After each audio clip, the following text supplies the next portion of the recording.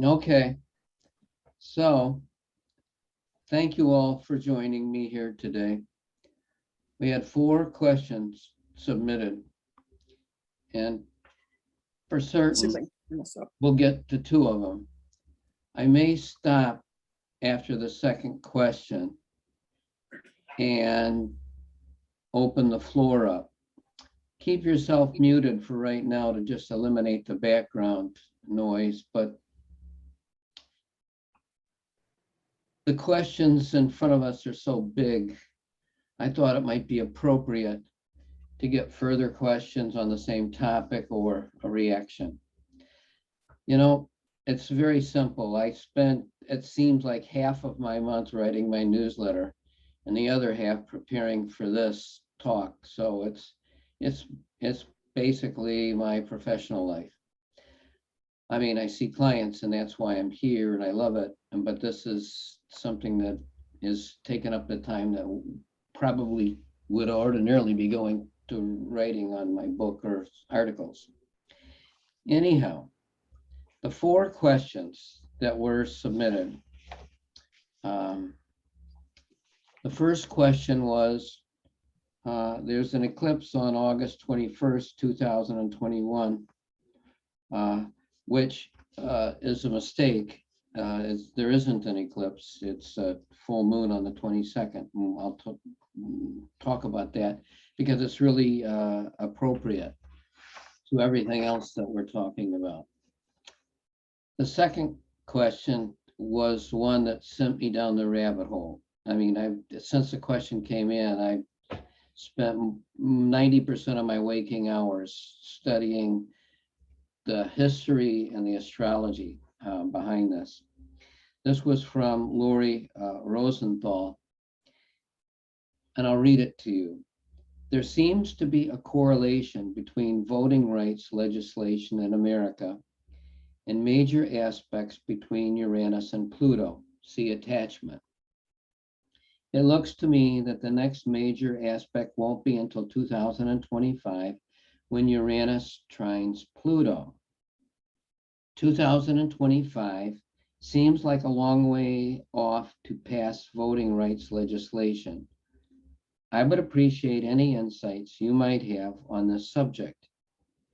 If nothing is passed soon, the results of the 2022-2024 elections might look more like an autocracy than a democracy.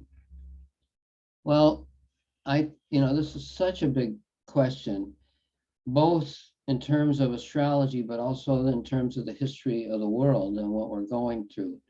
And it's, of course, way beyond just what goes on in the United States. But let's face it, when you look at the globe, America, the United States of America, has stood for the last 100 years or so as the beacon, the fountain of democracy. And things have been shaky recently, and we'll talk about that as we go through this. But the question about the full moon is important. I'm going to see if I can bring up the chart and share it with you.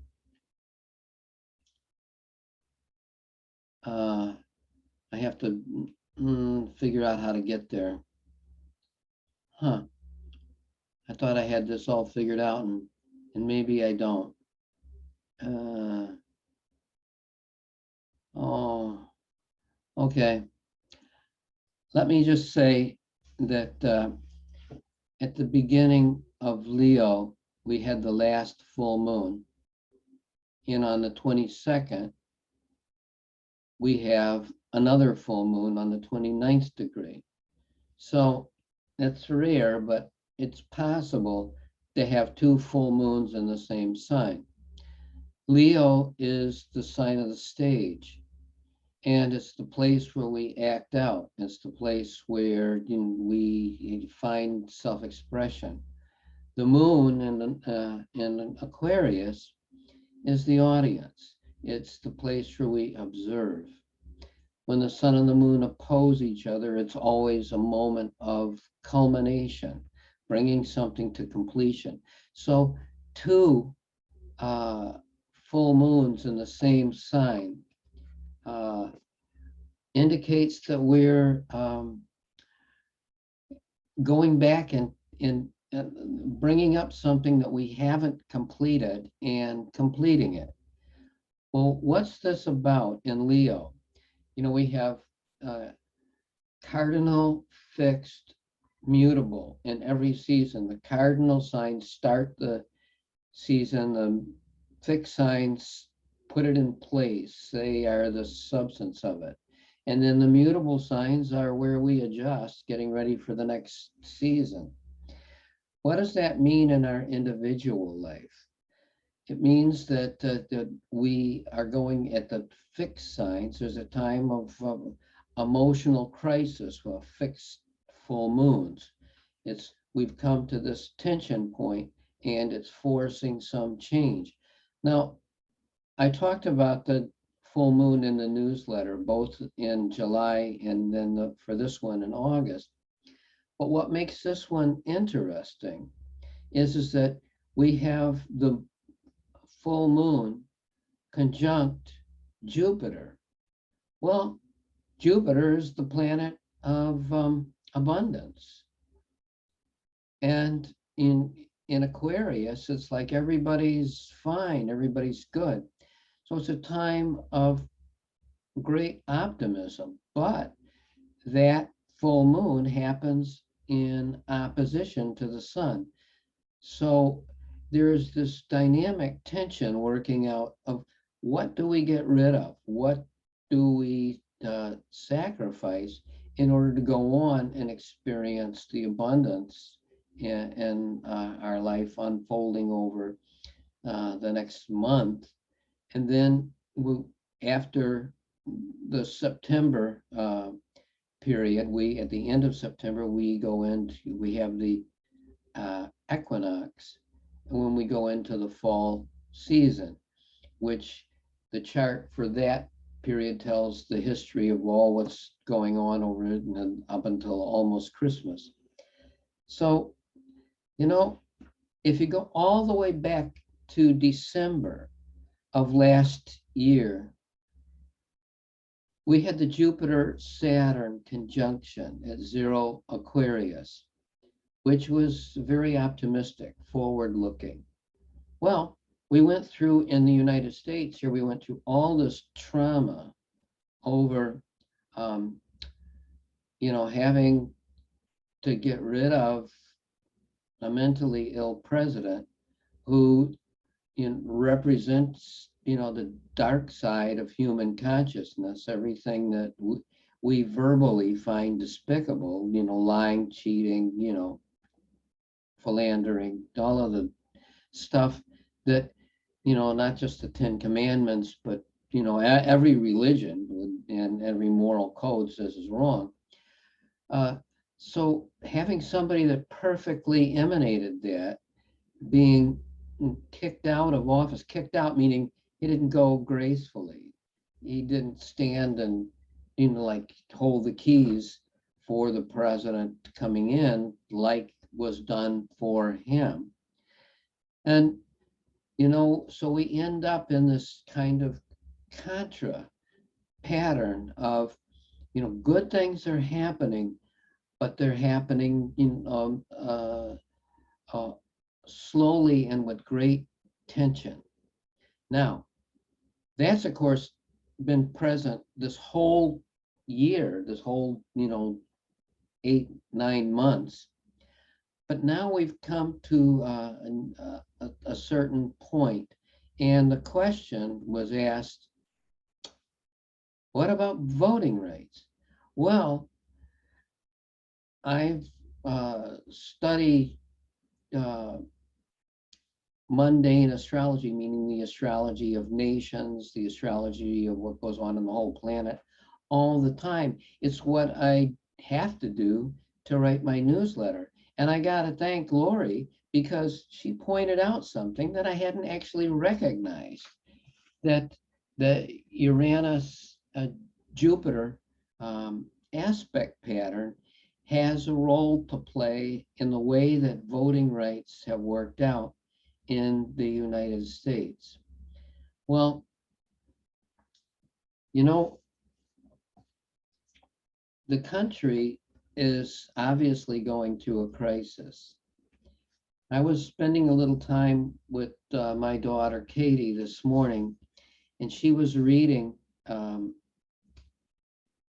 me from her book that she had gotten from the library. Let me see. My Grandmother's Hand, a racialized trauma and the pathway to mending our hearts and bodies. The author is Resma Manika. And if you write me, because and you want the name of this book in an email form, I'll give it to you. But the point is, as I have been saying for years, a country doesn't come into its own until it can face up to its shadow in the Jungian sense, or its dark side, or at least admit its abuse. Otherwise, it keeps coming back to haunt the country or an individual. And in America was built on the backs of enslaved people. That's a fact. And the Pilgrims, while escaping persecution themselves, and the people who came to the United States have many, many fine qualities, and the Declaration of Independence and the Constitution and all of these things are great. And it's things that we should aspire to. But we have to keep remembering that if we aspire to these principles, we have to actually live them. And we start by admitting to ourselves and to others that, hey, these things that we did were a mistake. And without that, we don't grow as a country or as a people. Now, you know, we have, in those of you who are of my age, some of you like me participated in the civil rights movement in the 60s, and the anti-war movement, the women's rights movement, gay liberation movement, and so on. But the point is that Uranus is the planet of freedom. It's the planet of infinite intelligence. Pluto, Lord of the underworld, is the planet of infinite power. It's the planet that makes existence possible. Now, in my newsletter, I had put 2 quotes for people to take note of. And the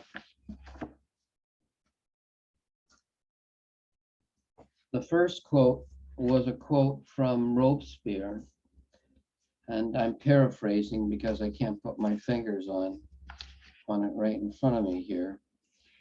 Let me see. Oh, yes.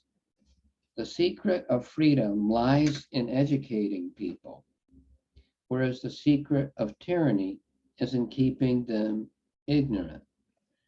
Well, one form of ignorance is to lie to them. And our former president has kept perpetuating a big lie. And I had been looking for the history, the background of where the term gaslighting came from.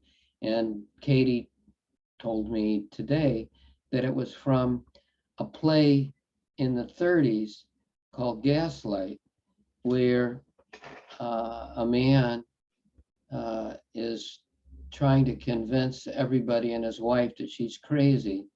And he does these things to keep destabilizing her, and he tells the lie often enough that it catches hold. And it's what did Donald Trump and his you know, neo-Nazi enablers have been hammering at people since he lost the election. With the whole idea, there was a guy named Roy Cohn who um, trained Donald Trump that, you know, that if somebody accuses you of something, you accuse them of the same thing. If you are caught in a corner, you lie, you steal, you do whatever it takes to win. And again, this is, you could call this pure Pluto in that sense. So Pluto and Uranus were actually in play in many of the things that had to do with getting voting rights. Now, even though Lori had sent me this information, I actually calculated the charts and verified the research. In February 12th, 1793, and the US government passed what was called the Fugitive Slave Act, which basically said if a slave escapes, it doesn't matter if the slave has gone to a northern state where they don't have slavery. You have an obligation to capture them and return them to their rightful owner. In 1850, and again, there was court challenges and the usual stuff. But at the time that that happened, Uranus and Pluto were in opposition. Now, Uranus and Pluto were conjunct in 1850 when the second Fugitive Slave Act was passed. And it inflamed the northern states, of course. And they went on a war path. Harriet Beecher Stowe was so upset by this, she wrote the book Uncle Tom's Cabin. And the abolitionist Methodist minister in Ohio said, I've taken 30 slaves that were ex-slaves, and I've taken them to Canada. And you're saying that that's, you know, that's against the law by the US Constitution now, and that you're going to imprison anybody who helps a slave. Well, you can come and take me and put me in prison, but I'm going to keep doing it. And so there was this abject refusal on lots of people's parts, but it wasn't universal. Even during the Civil War,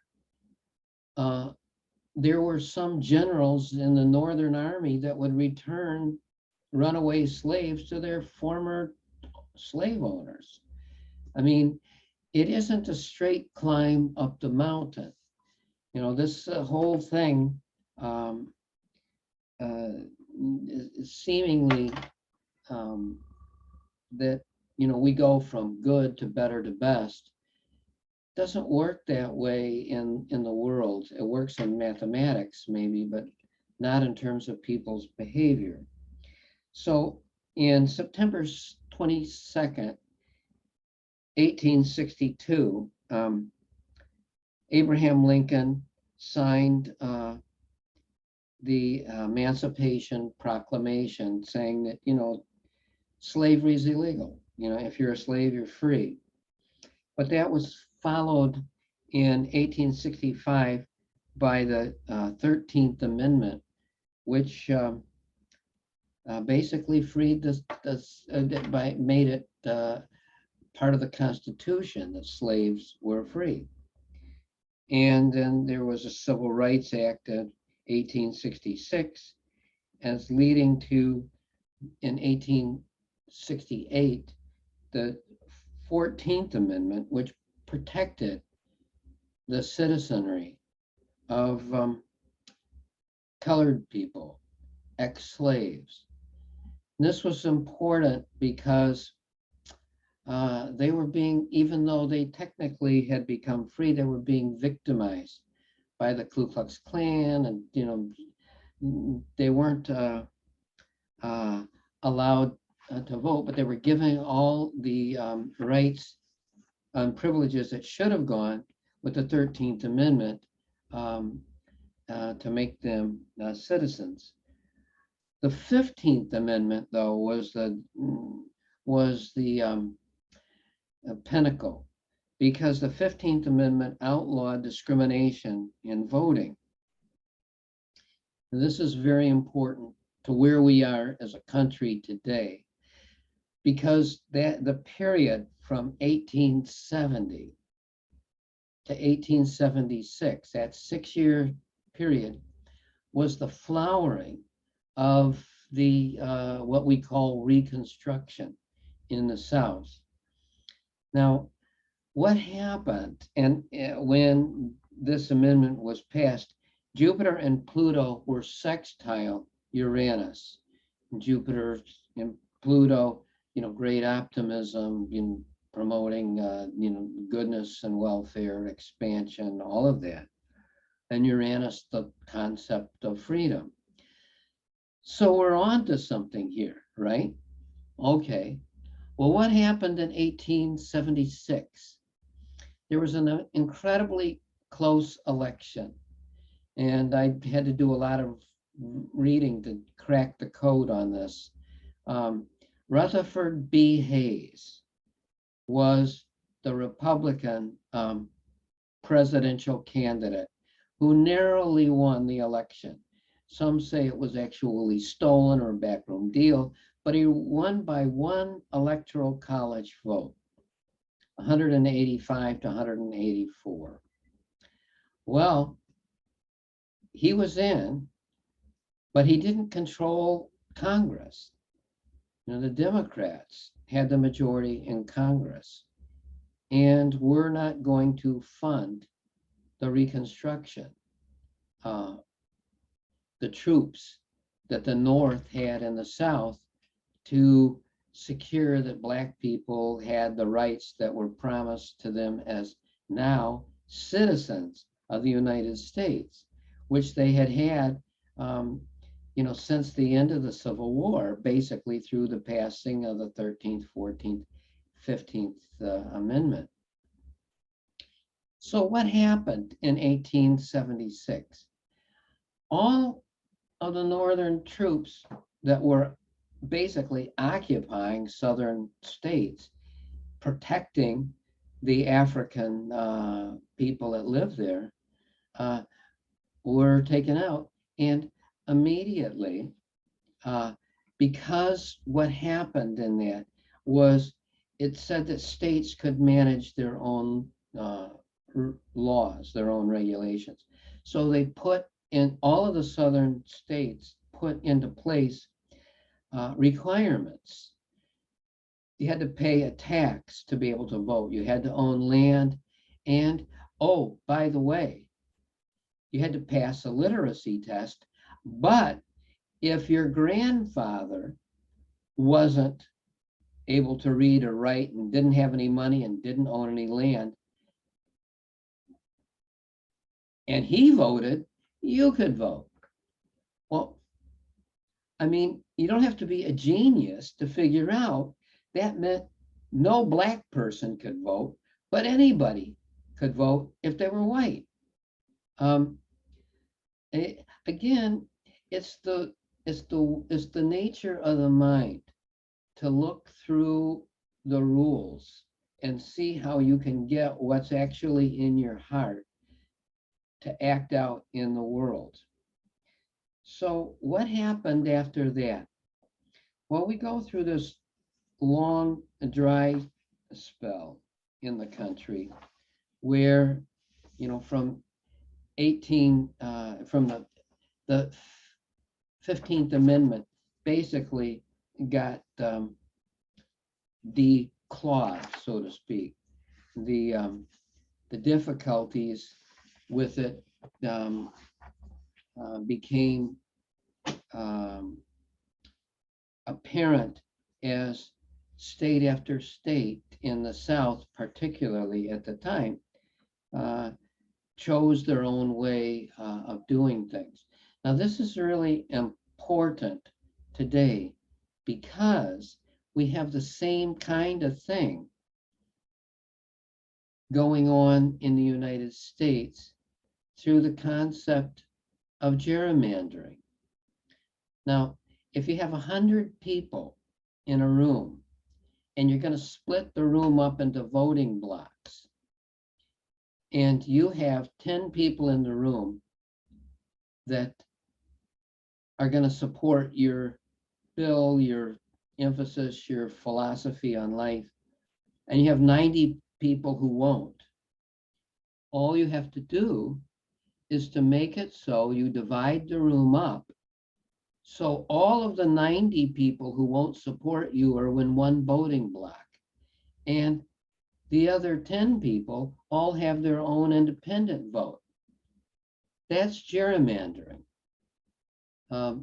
Again, we can think of it today as something that, people go, oh, the Republicans are doing this because they control the state legislature and they're going to set the agenda for the next 10 years, blah, blah, blah, which is true.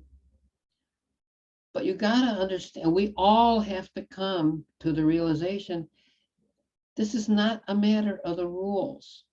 This is a matter of cleaning out what's inside of us, healing our own wounds. The governor of Wisconsin is a Democrat, but the vast majority of elected representatives in the state are Republican. Well, how did that happen? It's because the Republican Party gerrymandered the states in a ridiculous way that gave, 1 million people living in an urban area, one representative, and 5 farmers out on the other coast, they gave them a representative as well. So the state house became packed with Republicans, and the governor has to be elected by the whole state. And of course, the Democrats outnumber the Republicans immensely in Wisconsin, so they won it. But then the Republicans, make it so that none of the laws that the Democratic governor would want to pass get passed.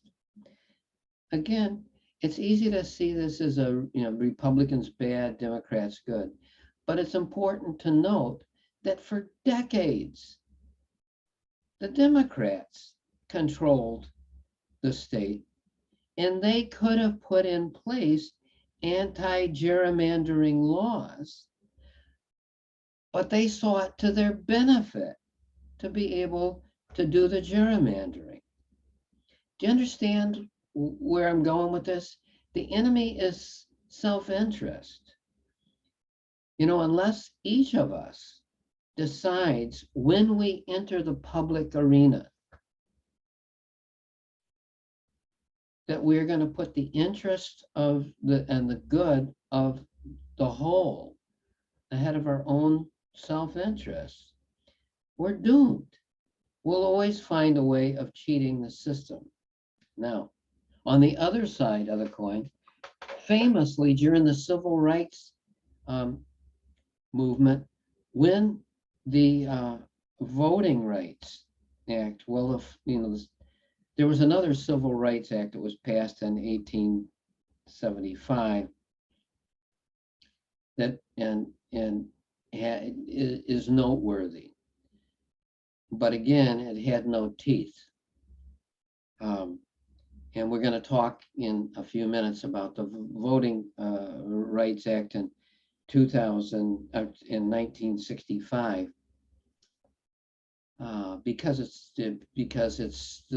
the bed upon which everything else springs in the period that we're living in now. But the Civil Rights Act was passed in July 2nd, in 1964, which basically laid the groundwork for the passing of the Voting Rights Act in 1965. And in 1965,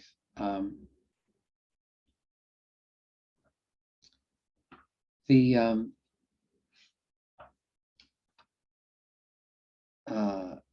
conjunction of Uranus and Pluto happened, and at the time of the signing of the bill, Venus was right between them. Venus, the goddess of love and beauty, in the sign Virgo, the sign of the minutiae, the details.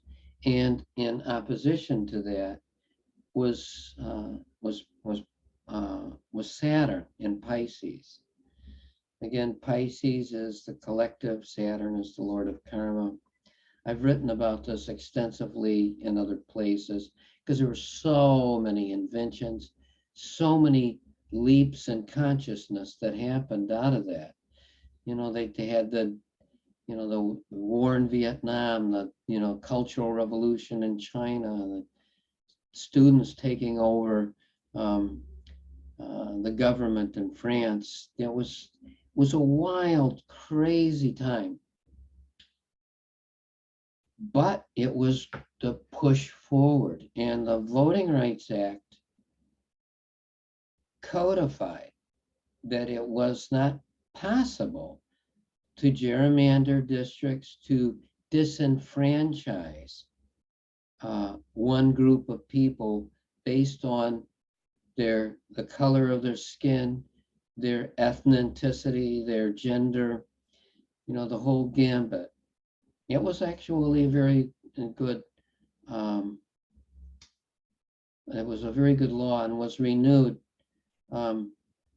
many times until the Supreme Court gutted it a few years ago. We'll talk about that too in a minute. But first of all, one thing that didn't come into this conversation that I think is really important, the 19th Amendment to the Constitution gave women the right to vote. Can you believe it? The country was founded by men, for men, and women, ostensibly half of the population, didn't have a right to vote. Now, there was a course from the time of the Civil War all the way up until 2020, there was a very active women's movement, the suffragettes, Christian Temperance Union, all that were fulminating. They went to prison. They were violent. Carrie Mason throwing a hatchet into the bars to try to get them to stop selling alcohol to the women's husbands and stuff. It was very, very turbulent time, and it was, again, men were treating women in a way that they wouldn't want to be treated. Just like white people were treating black people in a way that they wouldn't want to be treated. So what does that mean karmically? It means that people had to incarnate in the body of the people that they were discriminating against. They karmically had to experience the other side of the equation. So why it's very easy to vilify Donald Trump or the Proud Boys or, the Ku Klux Klan or any of that. It doesn't help. I was running I owned a metaphysical bookstore in Champaign, Urbana in the 70s. And this woman came in and she was foaming at the mouth, screaming at me about how men suppress women and stuff like that. And my master, Meher Baba, opened the doorway right above her head. And just for the time that we were talking, I could see directly into her last lifetime. And she was a man and terribly abusive to the women in her life. And I'm thinking, yeah, she's experiencing abuse. And it's real. And she's right. We should do something as a culture to correct this. And at the same time, it was very immediately my heart went out and I could understand, wow, I understand why this woman is so angry. And I understand what she's experiencing, and it's real. And if she just could see what was going on in her own karmic pattern, it would perhaps relieve the tension, relieve the pressure. Anyway, it's important to note in 1920, when the 19th Amendment was passed, the women's movement had a split. The split was between the women who, like Susan B. Anthony, that said, why should, we let Black women vote? Why, it's for us. In other words, there were women, white women, who felt we are educated and, why shouldn't we just get the right to vote like our husbands or the men in our lives? And, so I'm saying it wasn't, again, it's easy to vilify or to glorify something when we have limited knowledge. So there's the old Hermetic axiom that is a French proverb. To understand all is to forgive all. And if we could understand the journey of every soul, of every person that we come into contact with, our heart would be open, we would forgive. Astrology is the path of knowledge. And just because somebody that says they're an astrologer, or even they become technically a very good astrologer, it doesn't mean that they see the whole enchilada. As my spiritual master, Meher Baba, said, astrology is the perfect science, but out of 1 million astrologers, one understands it. So I approach you saying, it's like, I'm well aware of my own limitations. I'm well aware of the things that I don't understand. And I'm taking this tiny speck out of the ocean of astrology of what I do understand and trying to decode it enough that I can say something to people that's relevant. Now, our theme about Pluto and Uranus in the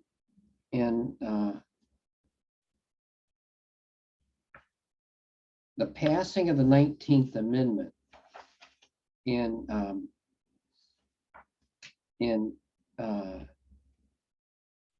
1920, we had Uranus and Pluto trining each other. So their signature showed up there too. And I wanted to include that now because I want you to understand that this wasn't a matter of just black and white. Equality is equality for everybody. And to live together in a society, to hammer out something where we can all live together as one people, this is a very big deal. And we're learning again, Pluto is the lord of the underworld, is the planet of existence, is the planet that, is, creates and destroys. Well, Uranus, the god of freedom, karmically is saying to us, like Joe Hill said, I can't be free if one man is in prison. So he organized, in a century and a half ago, the miners' union, the coal miners' union. Um, and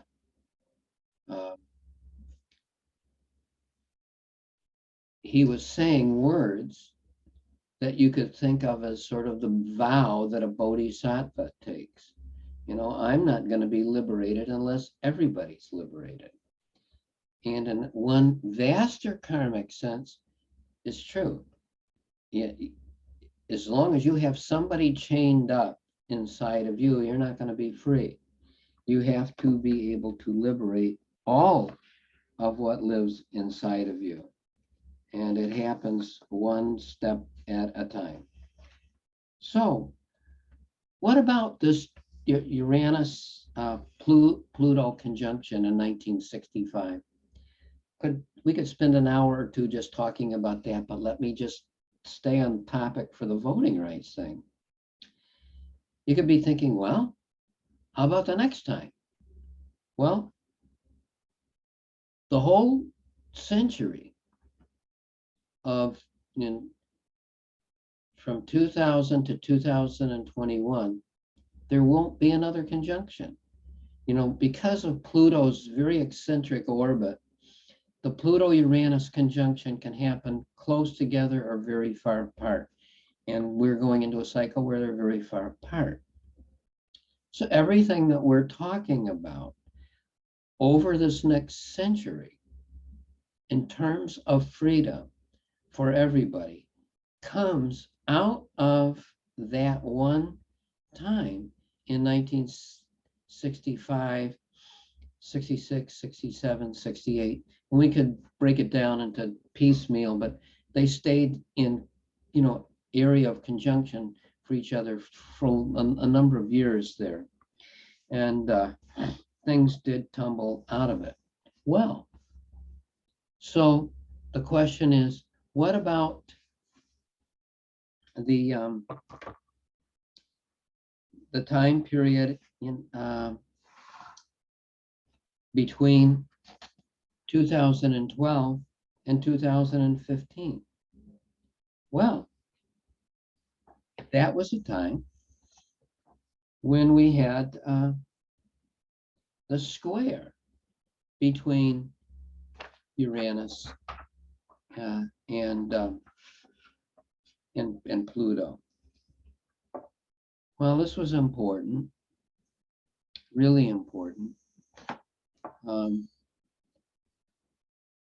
lot of things happened then, but I'm going to focus on the one that we would be most interested in here, which was the Supreme Court ruled against Article 4 in the voting rights bill. It was a 5-4 decision. So, the usual suspects on the liberal side, Ruth Gator Ginsburg, Kagan, and so on, were the minority. And, Obama said at the after this happened that he was very disappointed because it, in effect, allowed the states, by taking out that article, it allowed the states to gerrymander without any federal oversight. So it was a very big deal. That was the time there was a grand, that day, there was a grand trine in water with Sun, Saturn, and Neptune. Now, Saturn is Lord of Karma, It materializes things. Neptune is the ideal. So what would be wrong with that? Well, I'm saying Uranus squaring Pluto is making us come to terms with the whole idea, are we all free or just some of us? And I'm saying that it isn't until we're all free that we get to where we're going. Now, Neptune is the planet of compassion. Neptune and Saturn working together in harmony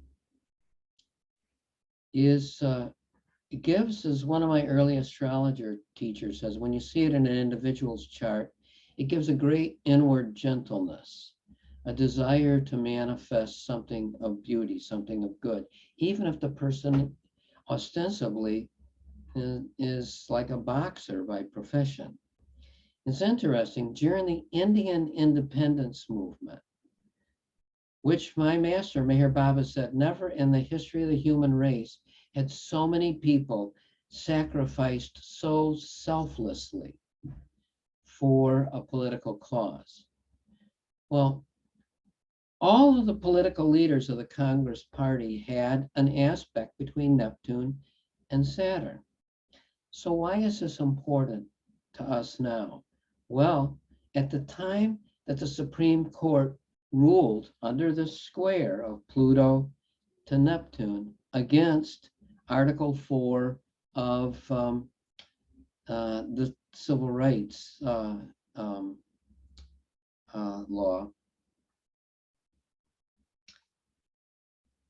at that time, Neptune, which was trine Saturn and trine the Sun, forming this grand trine of water, which is compassion, Neptune was in the sign of Pisces.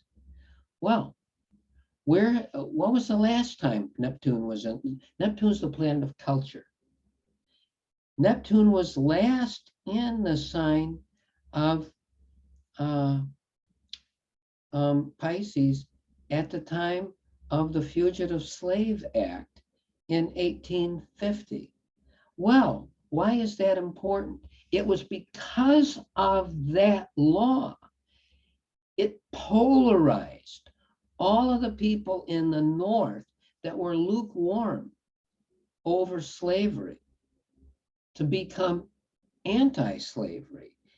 It was like at a workshop many years ago, some person who had been terribly abusing one of his children heard somebody at the workshop who was in the personal sharing talking about how terrible it was, what their father had done to them.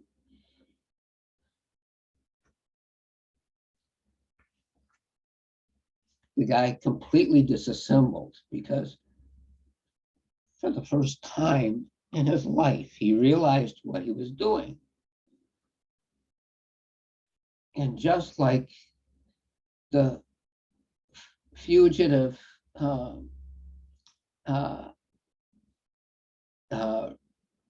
act being passed in 1850, polarizing people in a way that allowed a good shift to happen, even though it took the Civil War to do it. Same thing will come out of this striking down of the Voting Rights Act. Neptune is the planet of culture. You know, I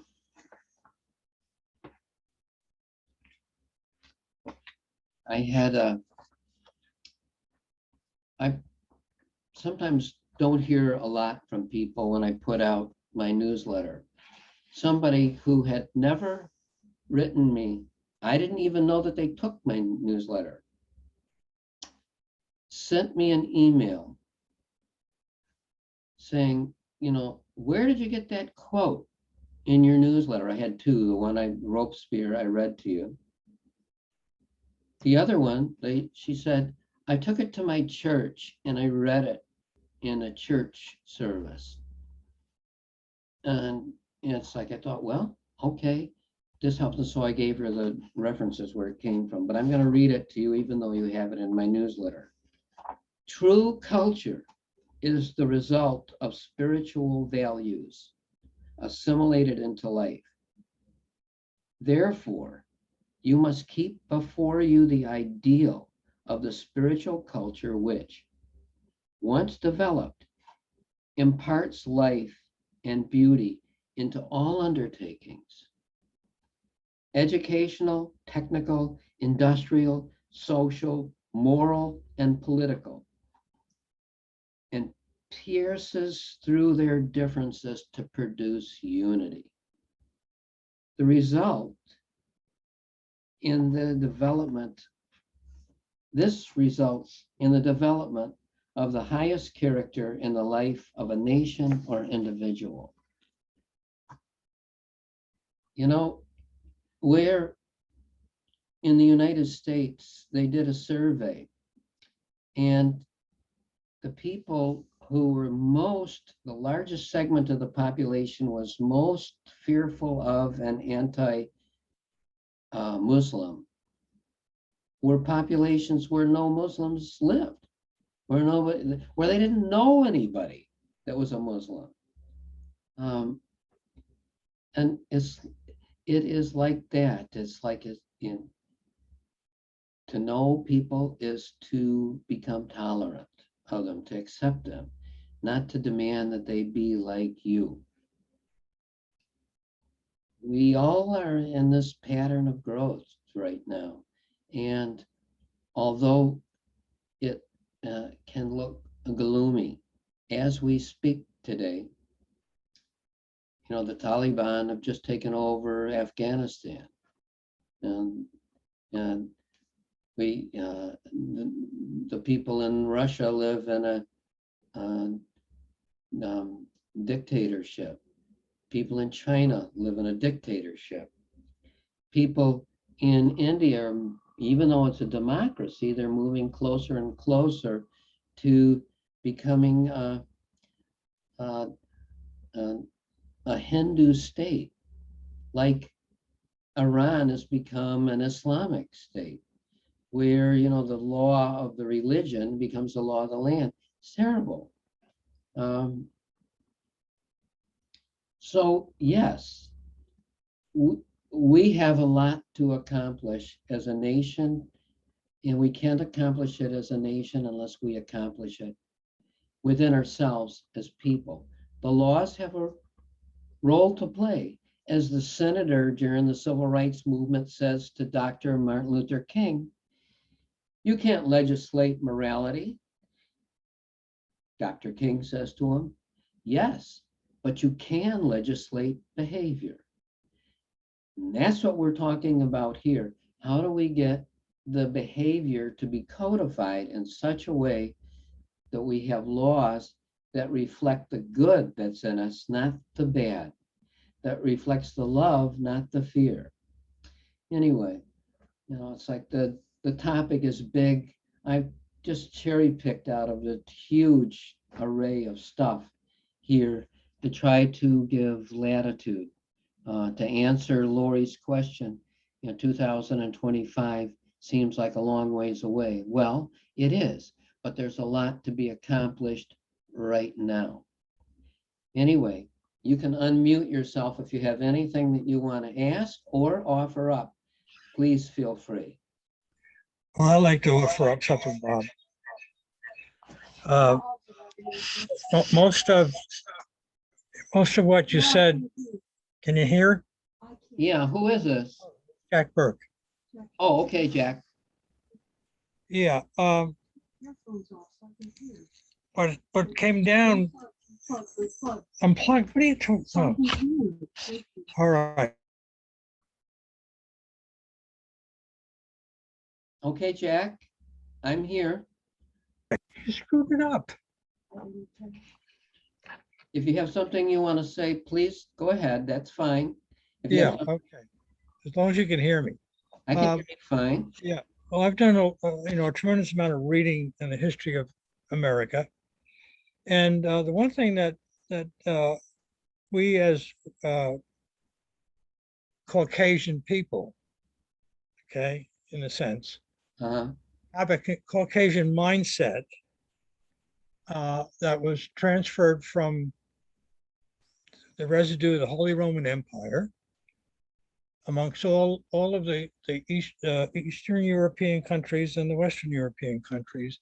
They came here, whether they were rich or poor, they still had that mindset that they were better than anybody else. And sort of it just has carried through and is still there with the white supremacy Mhm. people. And until that shift changes, I think it's partially genetic and that it's with us. We have a basic uh, unconscious prejudice about anybody else when it comes down, when push comes to shove, that we are really prejudiced. We don't want blacks living next door to us.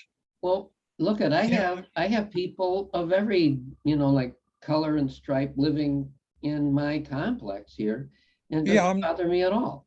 right. But what the point that you're making is good, and that is the subject of the book that I was talking to you about at the very beginning that I had gotten from my uh, daughter, which is My Grandmother's Hand, where he talks about how this trauma has been embedded in our bodies and that we act out unconsciously. That when a Yeah.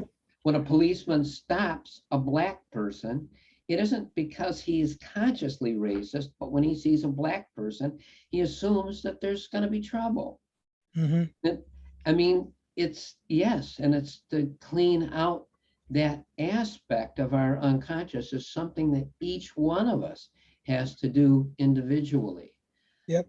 Yep. Thank you, Jack. Is there anybody else who wanted to It's, say well, something? it's also, I think with prejudice that I mean, I think a prejudice is it's learned. It's not genetic, or it's not like, oh, I have green eyes, so that it's a learned thing. If you grow up in like, we saw that film, that documentary on that fella Daryl Davis, who Yeah, grew up in the United Nations, like he he grew was up. He grew up traveling all over the world with his parents, even though he is African American.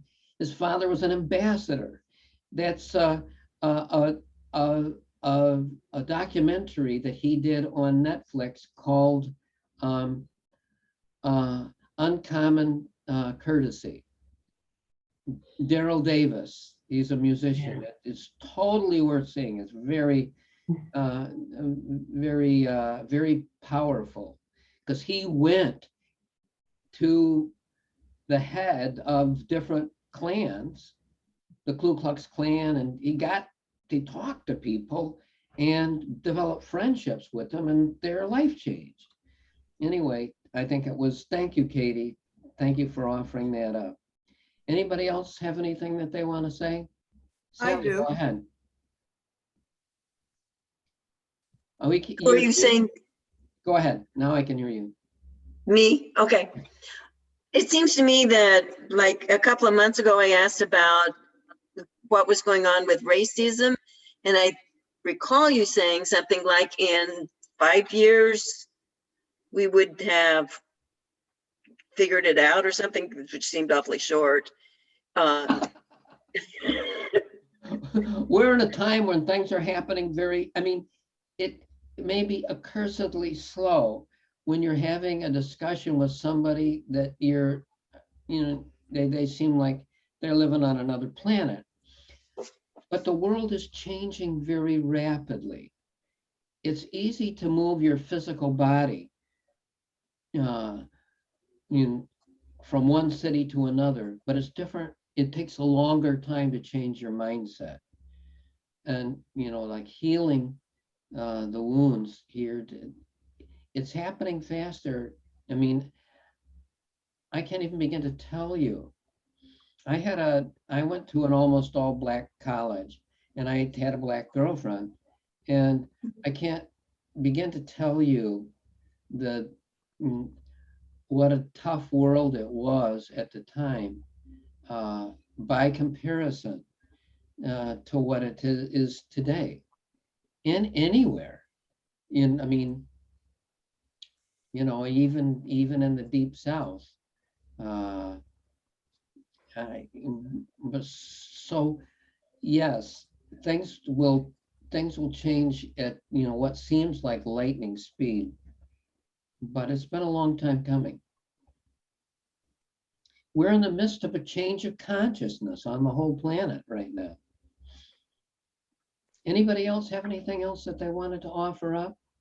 I do. Hi, it's Bob, it's Leela. Oh, hi. Oh, Um, will do. You talked about all of these conjunctions and aspects between Pluto and Uranus, but you never mentioned like what sign they were in when it happened. Uh-huh. And Okay. I was wondering, since Libra rules equality, Mhm. when will Pluto be conjunct Uranus again in Libra? I don't know. Because I would think that would be the Uh-huh.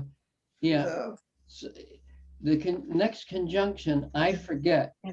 What do you want the phrase to be? Blunt, I forget what sign it's in.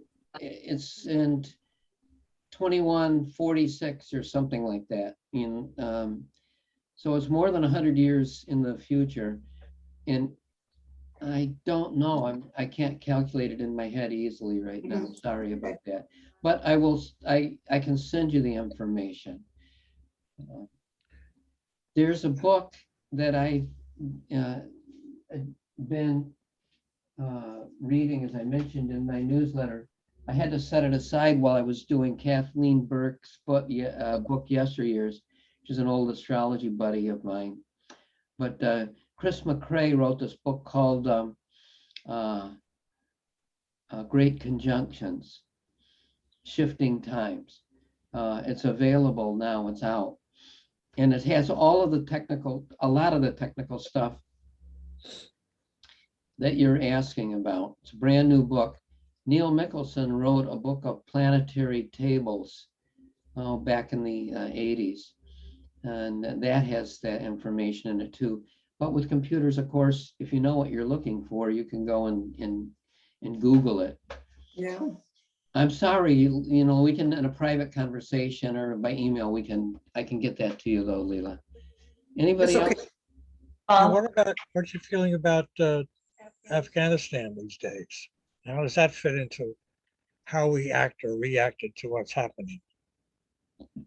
Well,